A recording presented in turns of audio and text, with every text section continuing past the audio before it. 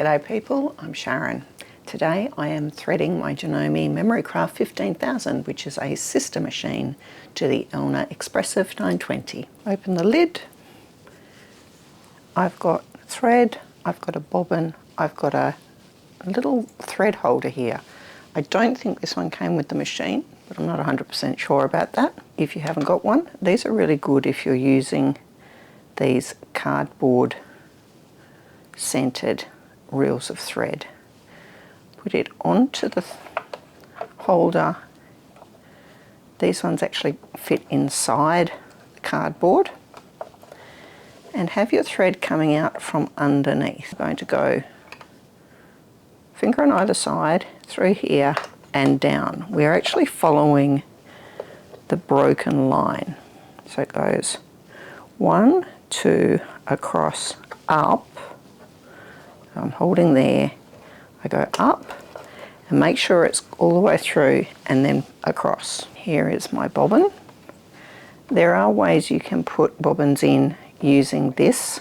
I don't actually like it very much because it leaves you with a bit of thread hanging out, and I really don't want thread hanging out from my bobbin. So I fold the thread in half, twist a bit, and then I can feed the thread from the inside to the outside of the bobbin through the hole. Put it down and move this piece across. On the front of the machine we have a bobbin winder button,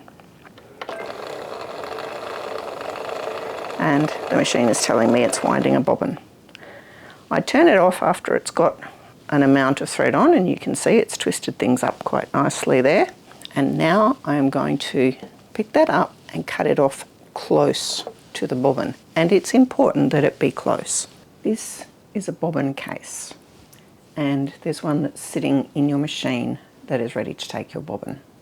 If you leave a bit of thread hanging out from a bobbin, there is every possibility that as the machine is sewing, it will grab hold of that and pull on the bobbin, and as it does that, it pulls on the bobbin case, moves it out from where it's supposed to be, and this gets damaged. I have seen it happen with machines. Don't leave bits of thread hanging off your bobbin. Once again, I can turn my bobbin winder on. How fast the bobbin is winding is dependent on my settings. So in my settings, I'm in the settings for both normal sewing and embroidery, and I'm going to go through here till I get to the last page, and it gives me an option for having it winding slowly or quickly, and I can change that if I want to. You're perfectly at liberty to change how fast you want to wind your bobbin. It doesn't usually matter. However, I have seen a situation where somebody was winding a bobbin of a thread that was a bit stretchy, and they wound it too quickly and it grabbed hold of the center of the bobbin, and then when they tried to get the bobbin off the spindle, it wouldn't come off. It had to be manually removed from the bobbin before we could get the bobbin off the machine. I'm just going to get out of there and let the bobbin wind.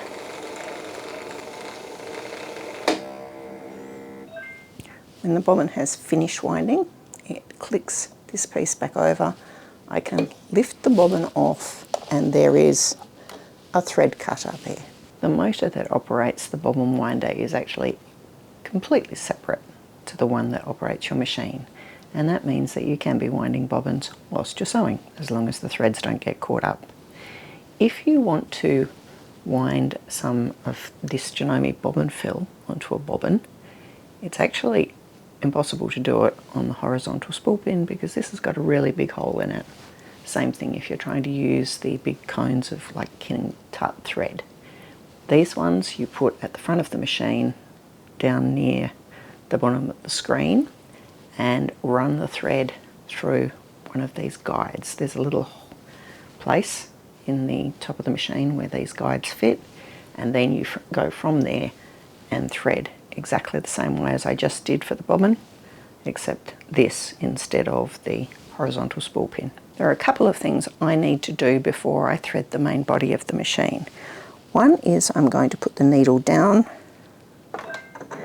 and up using the needle up down button, and then I am going to lock the machine.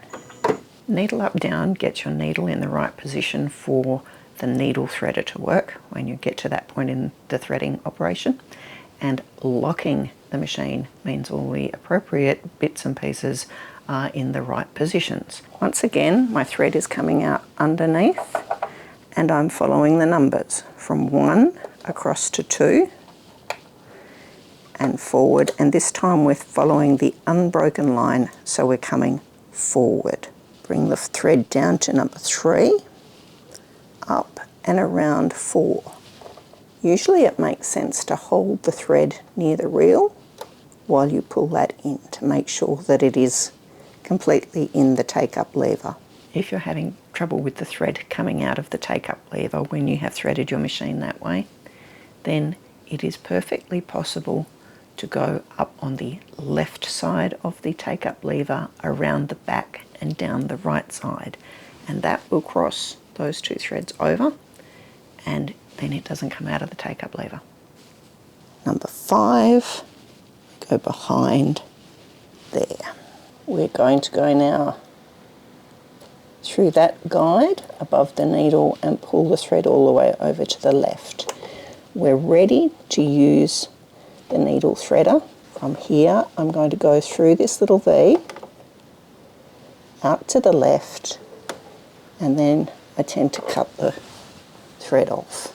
Your needle threader will tell you if it's happy to be used or not, because it will have a little white light on it. If there's no white light, it means that the needle is in slightly the wrong position for the needle threader to operate, and it will need to be adjusted so that it works. At this point, with the thread all ready, I press the button. And if you look carefully, there is a loop at the back of the needle, and I just pull that out. Do not pull the thread at the front. You need to pull it from the back, otherwise you're just unthreading it again. Now let's put the bobbin in. To release the cover, pull to the right and then lift up. The bobbin goes in like it's a letter P.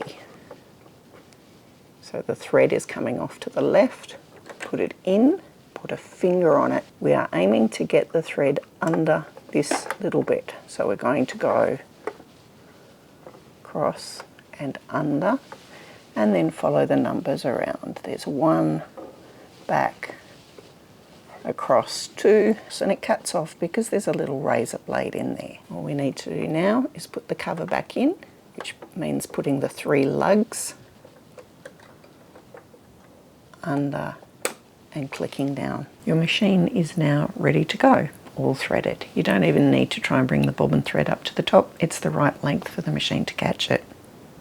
I hope you've learned something today about your Janome MemoryCraft 15000 or your Elna Expressive 920, and perhaps you could check out my playlist, because I have done a number of videos that relate to this machine, and there are a lot more to come.